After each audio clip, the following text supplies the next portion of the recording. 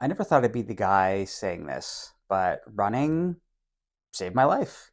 And not in some inspirational, changed everything overnight kind of way. I wasn't really chasing a comeback or trying to prove anything. I was just a middle aged guy who needed 1 hour a day where honestly nothing was expected of me. So, what did I do? I started running again, slowly, badly, and it helped until it didn't. Anyways, let me rewind for a second. When I was a kid, I was actually fast, like legitimately fast. I ran cross country, long distance at a pretty decent level, and I even won my share of races. I had one of those smooth strides, an engine that just wouldn't shut off, and that feeling that my legs were really built for this. But you know what? I didn't know it back then, but running was my first taste of confidence. It was the first thing I could point at and say, yeah, I'm actually pretty good at that. And then, like a lot of people, life happened. I got busier, I got older, and I got, well, slower. And let's be honest, I got a little bit heavier too. And running, unfortunately, became one of those things that I used to do. Now, fast forward a couple of decades, four kids, a career, a marriage, and a whole lot of stress later. And for some reason, running came back into my life. It started small, a jog, a slow shuffle, a why do my legs hurt so freaking much? I'm not even old yet kind of moment. And then something clicked. I started to push myself pretty consistently. And now, thankfully, I run about 40 kilometers a week, which is, I think, 25 miles for you non metric folks. Is it 25? Yeah, sounds about right. Okay. And honestly, I have run like that for the better part of a decade now. Okay.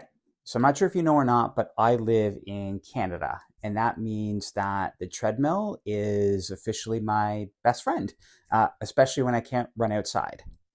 Now, I'm still not fast. In fact, let me be very, very clear about this. I am terrible at running. I run like my legs really forgot that we used to actually be good at this. But honestly, it doesn't matter because you want to know why? I still absolutely love it. Running eventually became my escape, my reset button. It was really 1 hour a day where nobody needed, honestly, anything from me. Not work, not stress, no pressure of being a corporate adult who's supposed to have it all together. Honestly, you can't beat being out there on a quiet road when the sun is just coming up. And if you haven't experienced that yourself, I would highly recommend it. Out there, I finally feel like myself again.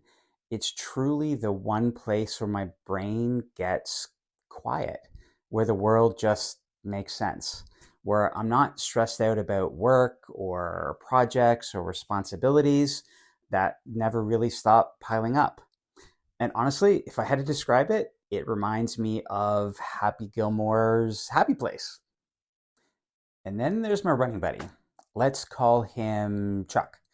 We go out for our weekly run, and I say run, but it's really a generous term for two middle aged guys agreeing to suffer together once a week. We're both what you'd call back of the pack runners, which means we spend an awful lot of time getting passed by people who are pretty much speed walking. We complain, we laugh, we question our decision to do a fun 20K run around town on a Saturday morning at 6 a.m. But those chats after the run, they matter more than the kilometers themselves. I'd say that running with Chuck reminds me that we're not out there to really impress anyone. Because trust me, we are not impressing anyone. It's actually not about that. It's about moving and fun and friendship that really makes me look forward to getting out there every Saturday morning. Okay, most Saturdays, because like I said earlier, I'm in Canada and it gets really, really cold. Now, what I don't say out loud is this: running almost broke me. Not physically, well, physically too, because my legs get really, really sore, but mostly mentally. Because when I finally got started to get serious about running again, I really expected to be the guy that I was when I was young and fast. You know what? I wasn't. I was slower, I was heavier, older, more tired, stressed out, more pretty much everything. Every run really reminded me that I wasn't that fast kid that I used to be. And some days that crushed me. But then something changed. Let me paint you a picture. I'm on a long midsummer run near my house, and on my favorite tree covered road, the sun is just coming up as it does at 6 a.m. The air is fresh and cool, and honestly, I felt like I could truly run forever. And I remember thinking, I don't really care that I'm not great at running anymore. I'm just really happy and thankful to be still out here and still doing this. It was really a quiet realization that honestly, I'll never be fast again. That version of me is gone. And for a while, that bothered me way more than I wanted to admit because every slow kilometer felt like proof I was falling behind the runner that I used to be, behind the runner that I thought I was really supposed to turn into. And that's why running almost broke me. Not because it's hard, but because it kept reminding me I wasn't 20 anymore. But then I stopped arguing with really that version of me.